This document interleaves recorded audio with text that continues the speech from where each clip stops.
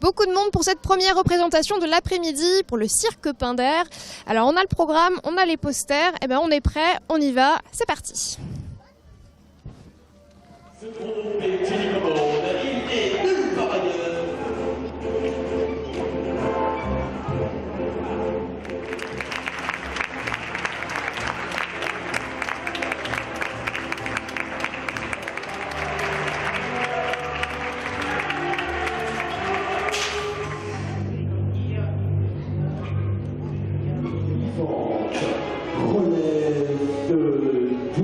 Et j'ai le plaisir de vous présenter Joseph, qui présente la séance d'aujourd'hui. Bonjour.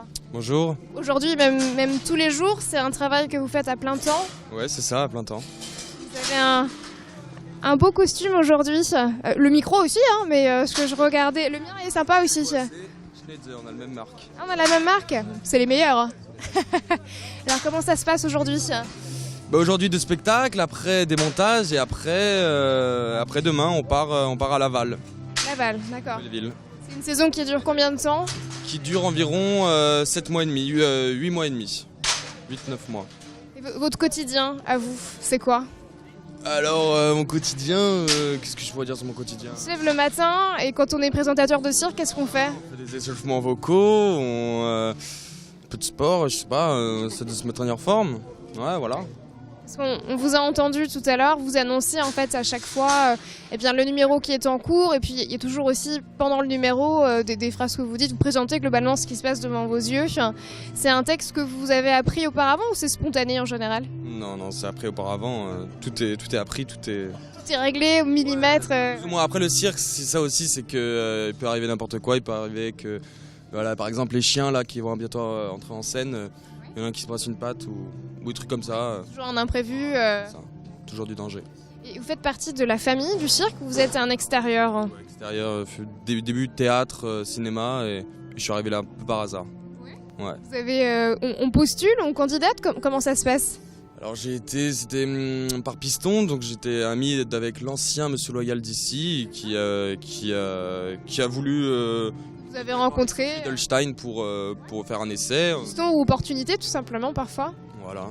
Et le casting, c'est de faire le spectacle comme ça, mais à Paris, devant 5000 personnes, sachant que tu ne connais rien au cirque, que tu ne connais pas forcément très bien ton texte 3 jours à l'avance. C'est un peu toujours comme ça. Après, on se l'approprie aussi au fur et à mesure. Bien sûr, ouais. À force de jouer, parce qu'on se fait 832 fois environ le spectacle. Ah oui, donc à la fin, vous le connaissez par cœur. On n'en peut plus. Et vous vivez donc avec la troupe du cirque tout au long de l'année. Voilà, c'est ça. Vous avez une vie pas comme les autres, vous en avez conscience de ça? Oui, et en même temps, au final, c'est pas si différent. Hein. C'est une caravane, ça peut être ta maison, et voilà, c'est qu'un petit village, quoi. C'est une grande famille. Exactement. Très bien. Merci beaucoup, Joseph. Merci à vous.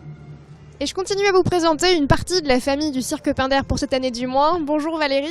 Bonjour. Alors vous venez de présenter un spectacle... Je suis aérialiste et je présente un tissu aérien. Tissu aérien. Oui.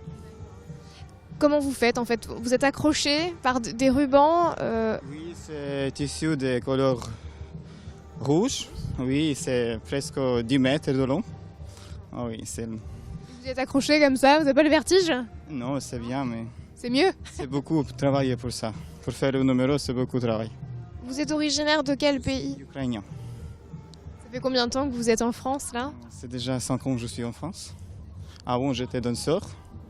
Oui, et maintenant, je suis aérialiste. Oui, je travaille aussi avec Sophie Edelstein, avec Magic. Oui, je suis assistant de Sophie Edelstein aussi. C'est beaucoup de travail pour arriver à un niveau comme le vôtre? Oui, c'est beaucoup de travail, oui. Je suis... Toute ma vie, c'est pour faire les spectacles, pour faire les acrobaties, danse, oui, tout. C'est quoi la première chose que vous faites quand vous vous levez le matin? Vous vous entraînez? Je suis danseur avant, mais quand j'arrive ici en Pinder, je fais le tissu aérien. Après, je fais la corde aérienne. Et après, je changeais pour danse trapèze. Oui, j'ai encore commencé pour tissu aérien. J'aime ça beaucoup. Et on s'entraîne quotidiennement? Oui, bien sûr, tous les jours. Oui, chauffer, traîner, oui, tous les jours. Merci beaucoup, Valérie. Merci. Bonjour Sophie. Bonjour. Vous êtes la femme de Frédéric Edelstein. Oui, tout à fait. Également la régisseuse. Oui, la régisseuse du cirque Pinder. Voilà. Vous voyez à l'image ce jeune homme qui est de nationalité chinoise, hein, c'est ça? Tout à fait, il nous vient de Chine. Et alors, c'est un jeune homme qui est très doué, qui s'appelle Kai Yong. On est très très fiers de l'avoir cette année avec nous au cirque Pinder, puisqu'il a été primé lors du dernier festival du cirque de Monte-Carlo, de Monaco. Il a reçu le Clown d'Or, donc c'est une récompense exceptionnelle et nous sommes très flattés de l'avoir évidemment parmi nos artistes en cette saison. On l'a vu juste à l'instant partir, il y avait une règle de poser sur sa table, c'était pour vérifier le niveau, la stabilité. Oui, tout à fait, c'est très très important pour les exercices difficiles d'équilibre, donc qui nous fait l'honneur d'être sur scène comme ça. Et puis c'est vrai que on est vraiment très très fiers de l'avoir. Et puis en plus il est très sympathique, voilà. Donc là, on est en fait dans la partie des coulisses. On voit qu'il y a énormément de préparation parce que quand on est dans la salle, on profite énormément du spectacle, mais on n'a pas conscience de toute la préparation qu'il y a en amont, du monde aussi qu'il y a autour en fait du cirque. Vous me disiez que c'était environ 140 personnes. Oui, tout à fait, 147 personnes itinérantes et dans les coulisses donc s'active énormément de monde. Donc les artistes, les hommes de piste, voilà, pour transporter le matériel, pour que tout soit parfait, pour que les numéros ne manquent pas de matériel et que tout s'organise sans que le public d'ailleurs s'aperçoive de rien. Oui. Tout doit s'enchaîner vraiment comme une portée de musique, sans fin, et puis pour émerveiller le public. Comme si de rien n'était, mais c'est vrai qu'on voit absolument rien. Exactement, il faut une magie, dans la continuité du spectacle. Et donc toutes ces petites mains là que vous avez donc pu admirer dans les coulisses, je leur tire mon chapeau parce qu'elles sont là et sans elles le spectacle n'existerait pas. C'est vrai que c'est un sacré travail d'équipe. Et d'ailleurs pour transporter tout ça, vous me donniez un chiffre tout à l'heure, je ne me souviens pas au niveau des semi-remorques. Alors on a 33 semi-remorques pour transporter le matériel et les animaux. C'est un convoi de 4,5 km sur la route, donc c'est très très très impressionnant. Et voilà quoi. La prochaine étape, c'est Laval. La prochaine étape, c'est Laval. Nous sommes très fiers donc de nous y rendre. Et qu'est-ce que je vois? Je vois mon Frédéric arriver, voilà, le dompteur. Que l'on a vu tout à l'heure la belle en scène. Et la bête. Voilà. Bonjour Frédéric. Ça va bien? Ça va bien et vous? Alors c'est qui est l'infiltré? C'est moi l'infiltré. C'est moi, c'est vous. Ok, tout va bien? Ça va bien et vous? Oui, super. Alors vous vous êtes changé? Oui, ça y est, je suis prêt pour le final. Donc voilà. Qu'est-ce qui va se passer au final? Il va se passer qu'on dit au revoir à tout le charmant public qui est venu répondre à notre invitation de notre passage au Mans, jusqu'à aujourd'hui, puisque c'est le dernier jour, et qu'on va aller saluer tout le monde pour la première représentation du dimanche, puis aussi pour la seconde qui va avoir lieu juste derrière. C'est à quelle heure la seconde? 17h30, c'est dans une heure. C'est la dernière? Oui, c'est la dernière au Mans pour ensuite partir sur Laval, Nantes, Rennes, Caen, Chartres, puis Paris.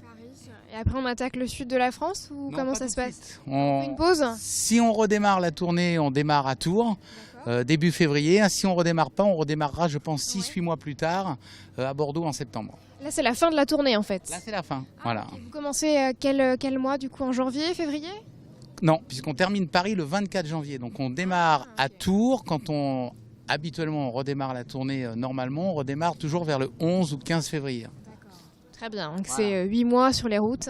Plus, c'est plus de 8 mois, puisqu'on fait 3 mois sur Paris, on est statique à Paris, mais autrement on est partout en France, on parcourt la France entière pendant toute l'année. Toute l'année au final. Voilà, on s'arrête 12 jours au mois de janvier, donc c'est très peu de temps. Ah oui, c'est ce que vous me disiez tout à l'heure. Ouais. Voilà. J'expliquais, tu sais qu'on avait 33 semi-remorques pour entreposer notre matériel, transporter nos animaux. Voilà, elle connaît la leçon mieux que moi. Ah bah oui. Avec les animaux surtout. Voilà. Surtout les animaux sont les rois, complètement. C'est un cirque, je crois, qui existe depuis 160 ans maintenant. Plus même 1854, 162. Oh là là, 162, vous êtes précis. Hein. Voilà. C'est vrai que c'est la précision également, votre métier. 162 années de cirque traditionnel, avec bien entendu les animaux qui sont les stars chez nous, mais aussi, j'en suis le digne représentant, les paillettes, les strass, les trapézistes. Le numéro confectionne justement tous vos costumes. Eh bien, à vrai dire, c'est la costumière s'appelle Caroline, elle est à Paris et c'est elle qui fait aussi tous les costumes pour le Lido, pour le Moulin Rouge et puis pour tous ces gros établissements de cabaret. Et c'est pour ça que j'ai la chance de pouvoir profiter d'elle. J'en ai un autre aussi qui se trouve juste à côté d'Avignon qui m'a confectionné celui-là. et qui sont fortiches pour justement tout ce qui est paillettes et strass. Ça fait partie de notre image, hein. Donc le cirque traditionnel comme on le fait nous, c'est celui-là, c'est celui où on fait rêver les gens justement et où on ne se produit pas en blue jean ou en tenue complètement sale. On essaye d'être le plus propre possible pour faire rêver les gens pendant 2 heures. Vous avez un quotidien, j'en parlais tout à l'heure avec Joseph, assez hors du commun.